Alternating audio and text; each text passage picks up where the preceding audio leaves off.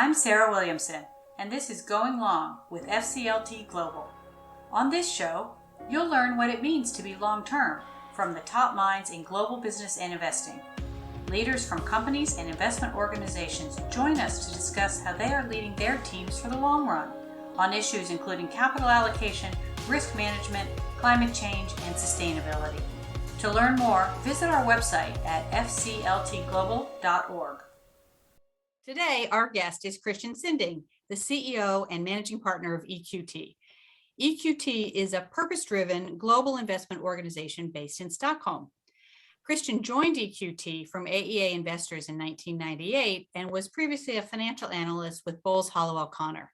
A global citizen with an entrepreneurial upbringing, Christian is passionate about sports, particularly those in nature, and the potential of making the world a better place, both as an individual and through the power of private companies. So, Christian, thank you very much for joining us today. Thanks for having me. So tell us a little bit about EQT, particularly for those who don't know the organization as well. I know you've always talked about having a long-term, responsible, sustainable approach.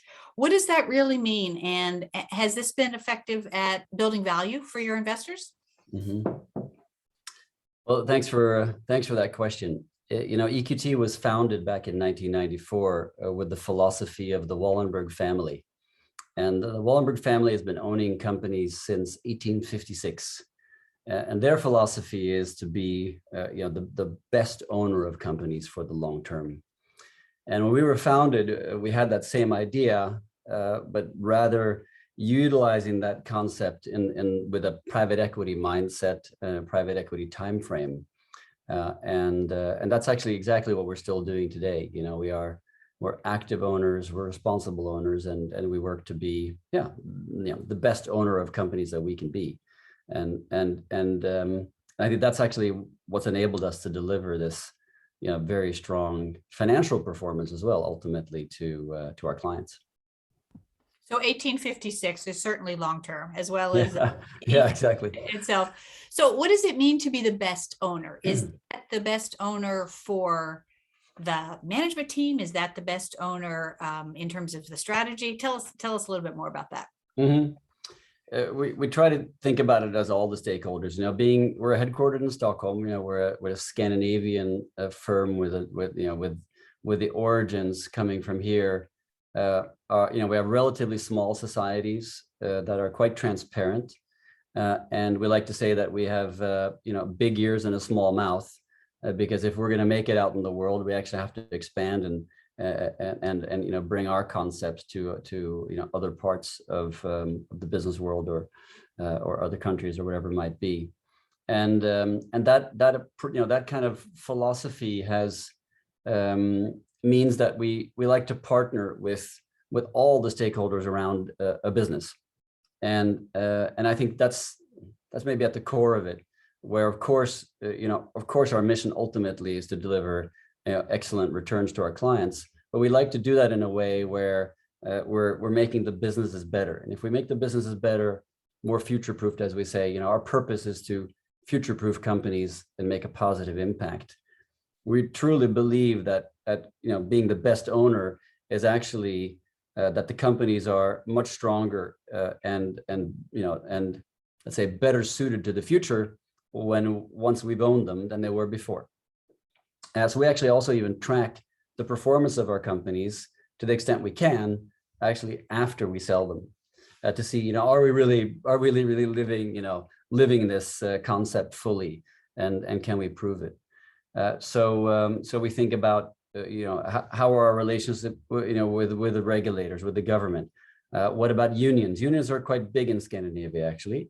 But there's a partnership approach between owners and employees here, which is quite good. And there's a lot of transparency. And if you're not transparent, you're actually frowned upon. If you are transparent, then you get support to drive change. And of course, that's ultimately what we're doing in private equity, is to drive change so that companies can become stronger. And that's how we think about some of the stakeholder elements. And then, of course, there's this impact on society at large. So I've never heard of people looking carefully at the performance of companies after they sell them in the private equity world, or frankly in the public equity world, except if they're in a benchmark, I suppose. So there's been a lot of talk in private equity about being more stakeholder friendly, to try to improve a company. Usually the way that I hear it talked about is to have a higher multiple on exit. You're taking it, I think, a little farther than that, perhaps. So what do you, can you give us an example of future proofing a company? What does this really mean in practice, and how does that play out, either, while you're owning them, but then also kind of keeping an eye on them after they've, grown up and moved on, if you will? Yeah. The great thing about private equity is that, you control the companies you're investing in. Which means that you can obviously help or even set the strategic direction together with the board of the company, and the board, of course, is ultimately responsible for having the right management in the business, and the management then, of course, having the right organizational structure. So you get a pretty unique alignment, or you can get, if you do it right, a really good alignment in the private equity business model. Then we always have capital available, which is great. There's always capital in the fund available to support great initiatives.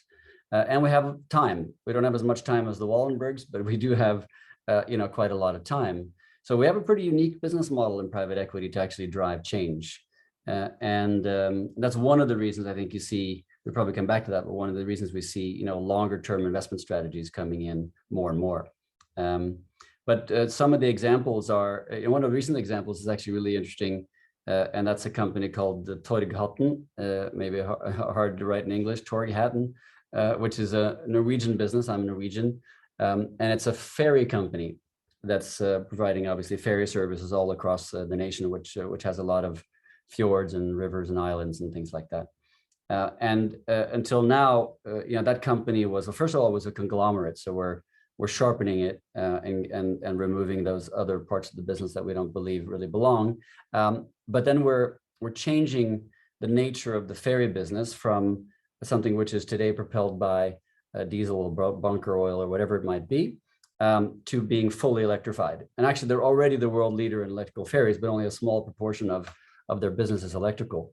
And what happens then is that you get support from all these stakeholders. You get local support because, of course, there's a lot less sound and less local pollution. You get national support because they want to drive a much greener economy in Norway. And you get the regulator's support, because what that might mean actually is you might not need to build a bridge somewhere or a tunnel, because you get this really future-proofed ferry. You get a basically electrical bridge, if you want to call it that. So those are the kinds of concepts that we're trying to find on how to future-proof a company. So hopefully when we're exiting that investment, it'll be totally future-proofed. Yeah. All right, that makes a lot of sense. So one of the things that we've been thinking a lot about in terms of, in your example is a great one, is how do we shift a little bit from this trade-off mindset? Because some people could say that's a trade-off. You're probably investing a lot of money in electrification, instant gas, diesel would be easier. So to an investment mindset, because the way you just talked about that was an investment mindset. It wasn't a trade-off mindset. It was, we're investing in this to build an electric bridge, if you will, to future-proof the business. Though that sort of mindset, I think, is beginning to take hold both in the private and the public equity markets, but we still hear a lot of this trade-off. How do you move your LPs and your partners away from that trade-off to the investment mindset? Yeah, and that's, of course, a journey that we're on, and our purpose actually when we started EQT was to be more than capital. So we've always thought this way, but of course we're sharpening the pencil more and more every year. And what we honestly believe is that if we really build a company for the future in the best possible way, with the future, obviously, well, I think it's obvious at least that becoming more and more sustainable, or you need to be more and more sustainable in the corporate world and the rest of the world as well. Then if you compare two companies, if we had the other Torghatten, exactly the same company with exactly the same locations and possibilities, and you decide rather there to say, no, we're gonna stick with the old business model, Of course, the investments are going to be a lot lower. So you're going to have a lot less capital in the business.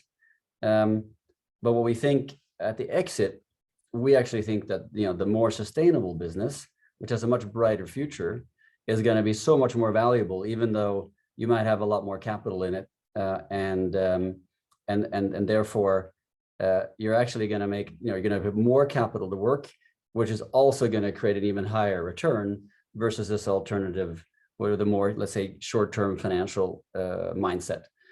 So we think that naturally, that the more sustainable a business can become, the more valuable it will become, and thereby we will meet our mission of driving great returns. And I think it's kind of obvious in many ways. Of course, this doesn't mean that you should be not commercial. It doesn't mean that we become a philanthropy, because it has to be really a viable business case. But we have all the stakeholders around the business pushing in one direction, and we can galvanize that. It's the right thing to do. So you mentioned that in some ways it's more straightforward if it's private equity. You control the business, you control the management team, you can control the strategy. I know that in the Nordics there's a business model that's often the case where there's a public company with an anchor shareholder. Do you think that works as well, or are there other governance models that could also push people this way, or do you sort of feel the public markets just have this, the other mindset, if you will, that short-term financial mindset is so strong that it's very hard to overcome? Yeah, if we generalize, I think what's strange is that in the public markets, it's more difficult to drive transformations, and it's more difficult to drive heavy, let's say, investments where there's a real need for very significant investments. And you see that from some of the renewables companies, that a number of them are now being taken private. We're in the middle of two, actually. And we've done a lot of public to privates in the past, in business models, actually on a security company called Securitas Direct, business models where you needed to invest a lot to change the business model. And that's hard in the public market, I think, to communicate. Governance, of course, is also more complicated, because if you were to need capital right in the middle of the pandemic in the public market, it's very, very difficult to actually galvanize that capital, to get that capital into the business. While we actually, we have our funds and we have the possibility to bring in that capital when it's needed. But of course, there are exceptions to the rule. There are some fantastic, many fantastic public companies and many great shareholders out there. And then you have family companies too. Of course, they're the most long-term, government-owned companies as well. But I think what's harder there is, governance and access to capital. So I think if you look at all the pieces that I described, I really think that private equity has a pretty unique business model in order to drive transformation, actually. Yeah, that's interesting. One of the pieces of work that we have been doing recently is about the governance of the portfolio companies themselves, the private equity-backed portfolio companies, and getting diversity on those, getting that sort of future-proof, to use your word, governance. How have you thought about getting the right governance at the portfolio company levels? Do you have operating partners that you bring often? Do you bring people from the local community? How do you think about putting together a board of the portfolio companies? Yeah. We when we were founded, we already then had a network of senior executives around the world that were supporting us in actually due diligence, and in populating the boards of our companies. And we always have a chairperson as an expert from the industry, from our network. It's never one of the EQT partners. And also, so therefore we went that direction. That network is now more than 500 strong. We have about 70 or 80 individuals who are, let's say, very active with us, and are typically chairperson of one or two or three different companies. And that means that the board is actually incredibly important to us. So we try to really design it according to what the company needs. And we typically have 3 or 4, or maybe even 5, experts or industrialists or whatever you want to call them on the board. In the past, we have not been as good at diversity as we should be. Yes, maybe diversity of thought or experience, but not necessarily diversity of background and gender. So we're doing better and better right now. EQT AB, our own board, we're a public company now. Our own board is 50-50 in terms of gender, which is great.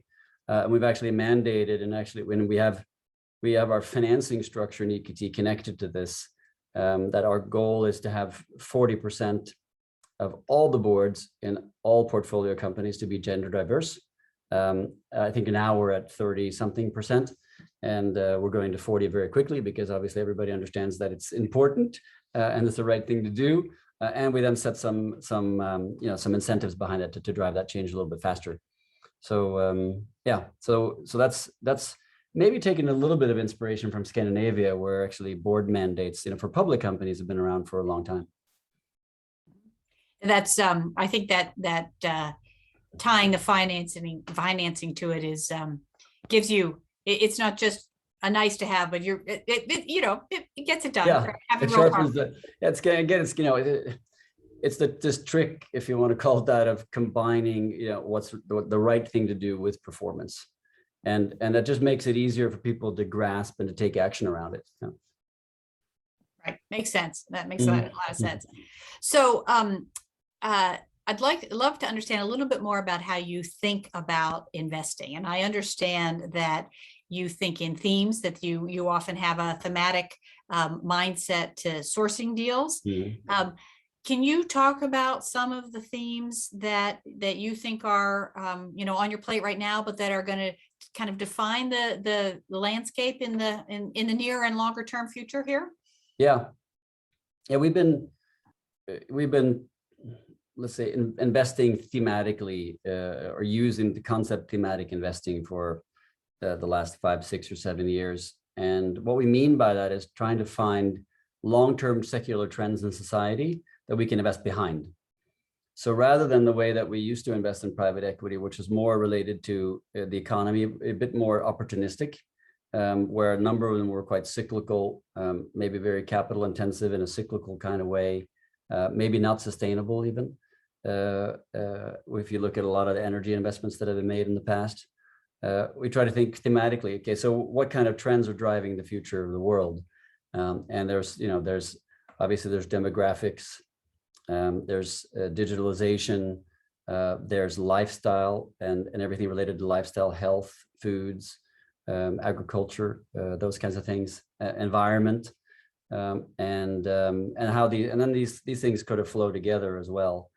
So if you take healthcare, we break it down into certain areas like life sciences, where we're really trying to build on some really good investments and exciting investments that we made in the US in life sciences directly, or actually connected to life sciences, like a company called Certara, which we took public here at the end of last year, which is kind of combining digitalization and these important trends together. So we're trying to find these trends, and what's nice about that is if you take the pandemic, for example, our portfolio performed incredibly well because we haven't invested in a lot of companies that are dependent on the economic cycle.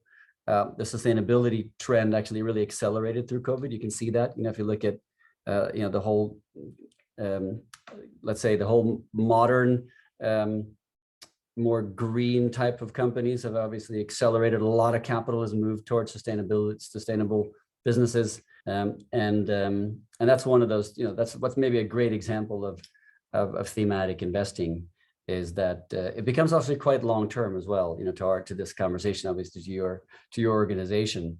When you think about the trends in society, how do you invest behind those? So another part of healthcare is, I think we saw that during the pandemic, there's a lot of inefficiencies in healthcare. It's hard to get service and health provision to a lot of different people. So what can we do about that? Well, we can provide better services, better technology to the healthcare industry, so that you can have, for example, access to remote doctors. And I think there's been an explosion of of getting services just on your mobile with a video and speaking with the doctor somewhere in the world. Connected to that is even over time, there's going to be remote operations and lots of exciting elements related to that. We own, for example, we actually own the world's largest hearing aids company. And that's also very fascinating because only about 15 to 20% of people who actually need hearing aids are using hearing aids. And one of the reasons is it's really quite complicated to get it because you have to go to an audiologist, you have to go and try it out a number of times. It's quite expensive. And there's some people don't really like the concept of hearing aids. But if you think about it right now, everybody's walking around with ear pods in their ears. So I think that opens it up a lot. But what we've done is during our ownership of that company, we've invested a lot in finding what's a new business model. How can we give people who are in the rural areas or in emerging markets, how can we give them access to hearing aids? And yes, of course, we can do that with a digital model. So we bought a number of companies actually, and also innovated a lot internally to be able to deliver this product to people who otherwise wouldn't get it, which of course is great for them, making their lives better, but it also makes the business more future-proof. So those are some of the themes and thoughts we have. No, that makes sense. And I think that that's a great example of, doing well and doing good, which is you're getting hearing aids out there, but then of course that grows the business as well. And that's what businesses should do. If they solve a problem, they get rewarded for solving that problem. They make people's lives better. People will pay for that. And that's, those should go together, right? Which we have to do. Okay. That's really, helpful. So you mentioned that you're a public company now, EQTAB. Tell about, so it's fascinating to me that so many of the private equity firms are public companies, and you're sort of, you're on both sides of this public-private. So how has that felt to be a public company, and why does that make sense for a private equity firm to be public? Talk to us a little bit about that. It's a great question. What happened in the private equity industry is that in order to continue to grow and develop new investment areas and into new geographies and to start new funds, it's actually incredibly helpful to have capital in your own balance sheet. But we've been a partnership that we've been buying ourselves out from the Wallenbergs for a number of years and investing that in our funds. So EQT, the firm, didn't have a balance sheet in order to support our growth, and that's been helped through Investor AB and the Wallenbergs. Ultimately, we became so big that strategically it became a little bit more complicated for them, to continue to, let's say, seed fund all of our funds. And then we looked at it and say, okay, how do we raise capital for our balance sheet? It's either in the public market or in the private market. Since we're a private partnership and we have the Wallenbergs as a big owner, through Investor AB primarily, we already have an institutional shareholder. And then we thought, okay, maybe it's better for us to go public, because some of the benefits, which we didn't talk about earlier, some of the benefits are that you get even more transparency around the business, which, owning a lot of companies in many different jurisdictions, that's actually a positive. We thought that we would also strengthen our brand from a financial institution point of view. And we would get capital to grow. And at that point in time, there was a very big difference also between the valuation of the public companies and the valuation of the private companies. In many spaces, they're the same, and then you can maybe be a little bit more agnostic about it, although you don't get the other benefits. So for us, it's been super, and we've been able to, as a public company, we're obviously controlled. So we actually are, we have an anchor investor, I guess you could say, like you asked about earlier, in our own partners. We own about 50% of the firm. And we have the Wallenbergs owning about 20. With that structure, we're actually able to, with the valuation we have, we're actually able to, both from equity capital and debt capital, to generate future growth opportunities, whether it's by buying teams and smaller companies or medium-sized companies that can be part of our family, or funding new initiatives. So it became, for us, a strategic advantage actually to be public, versus a disadvantage of not being public and not having a balance sheet. That's fascinating, the way that you Mhm. have sort of put those together, which is you've got the anchor shareholders, but accessing the capital. Yeah. Do you see, it used to be private equity was one thing and public equity was something else, and never the two shall meet. And now obviously there are private equity firms that are public. There are public equity firms that are there's all of this back and forth. Do you think there's that we're moving towards a better governance model, or do you think that it's just a menu of choices that different companies will have different kinds of governance models, over time, depending on their circumstances? Is there a better mousetrap than what we've had in the past, or is it just a little more mix and match for the company and the circumstances? I think it's a great question, and there's definitely a mixing of of the various governance models. We have actually one investment strategy called public value, and public value is investing significant stakes in public companies, often together with other stakeholders, other shareholders in the company, to drive transformation. And it's for whatever reason the company, let's say it's an industry where it's beneficial to be public, and maybe valuations are very fair and everything is quite straightforward, but the company, for whatever reason, needs a stronger board, a more active owner, a stronger governance drive to get through whatever they're trying to get through, whether it's dividing the business into parts and accelerating one area, or doing lots of add-on acquisitions, or whatever it is that we've been training and doing for many, many years. So I think there is really something to what you're saying, and there are examples, of course, of certain industries where where it's great to be a public company. I think that the question is the shareholder structures. When big public companies are owned, let's say, solely by or almost only by index funds, which actually don't really have active representation, the only vote they have is actually whether the capital is there or not, really.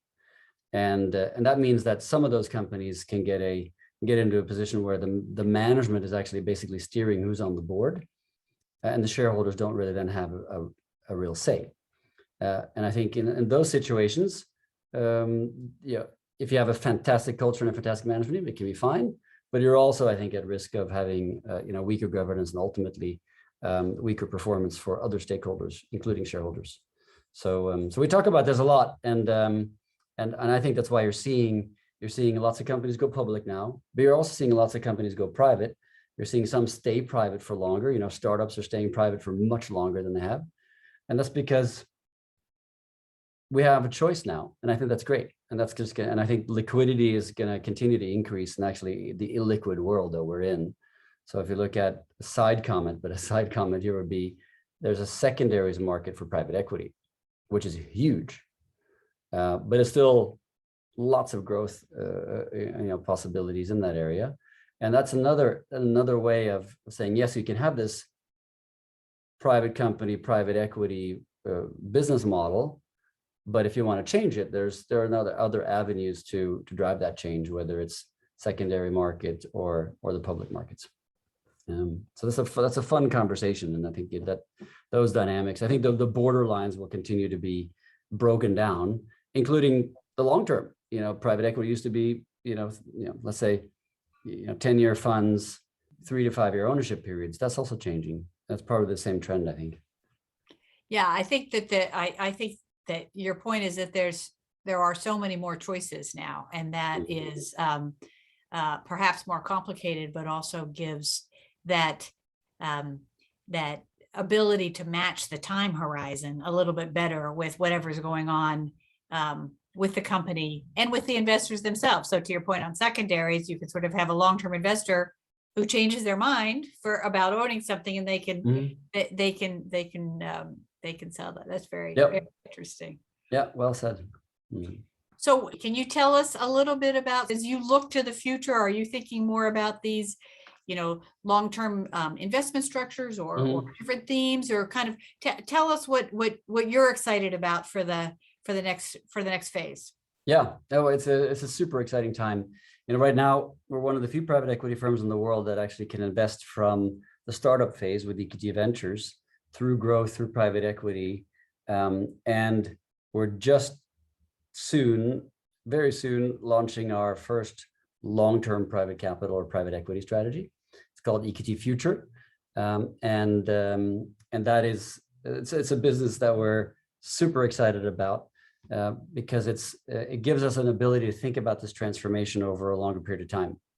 So it'll be probably a 15-year type of time frame, and a 8 to 10-year ownership time frame versus 3 to 5 year now. So let's say doubling the length of the ownership, and it's going to be driven even more, if I can say that, even more by these thematic trends. We look at companies which are part of a transformation in an industry where that industry is going through, hopefully all industries are going through transformation towards becoming more sustainable. Some are going from, let's say, black to gray, and some are going from gray to green. And we want to have an investment strategy that can actually cover that spectrum, starting with gray to green, and then ultimately, hopefully, building an umbrella around it so that we can transition companies to become more and more sustainable and even more future-proofed, as we call it. And we're doing some new, we're adding some new features in there, which we think will be really interesting. We're going to have a part of the carry in the fund. So our incentive structure in the fund is going to be connected to impact KPIs. And that's very rare still in private equity. There are a couple of firms out there that are trying it in a small scale, but this hopefully will become a pretty big business. So we're going to try to find companies that actually impact not just themselves, but are big enough in that industry that they actually help change the industry. And putting some impact incentives behind it, we think is super, super exciting. And hopefully a little bit like the financing question we talked about earlier, that's going to actually help to drive even more transformation, and thereby we think also superb financial returns. So that's pretty, I mean, we're excited about it. We have a great team working on it. We're also adding an element, with regards to the advisory side or operating partners. It's not an operating partner structure, but we're adding a mission board around it. And the co-chairs of the mission board will be Paul Polman from Unilever and Jacob Wallenberg, which both are very long-term investors, of course, and have seen a lot of transformation in their lifestyles and lifetimes. And then we have some other very talented people joining as well. For example, Ursula Burns, who used to be the CEO of Xerox, et cetera. So that team will also help us really sharpen the pencil, that we make sure that we're not just thinking of our traditional private equity model, even though maybe we're quite modern about how we think. This is going to push the new frontier, and so that's going to be really, really exciting. That's really exciting, and yes, as you know, Paul has been instrumental in FCLT Global too, and so I know his long-term mindset. That'll be great. And in fact, a number of things, as we think about this, what are the levers of long-term value creation? It's interesting that you've hit on, I think, all of them. It really is governance. We think a lot about governance. We think a lot about incentives, which you've talked about the investor corporate engagement and how you do that, and about metrics and tying some of these metrics to the to impact KPIs. So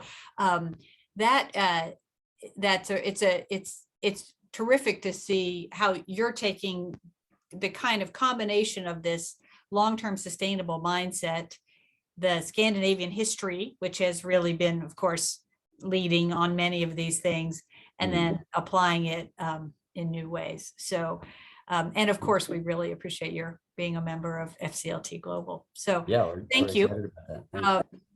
And thank you for your time today. You've given us a lot of insight into a world that is familiar to some, but not to all. So thank you for your time. Thank you, Sarah. I really enjoyed it and look forward to next time we meet. Thanks for listening to today's episode of Going Long with FCLT Global. Be sure to hit subscribe to get new episodes every other Monday. To learn more, visit our website at fcltglobal.org.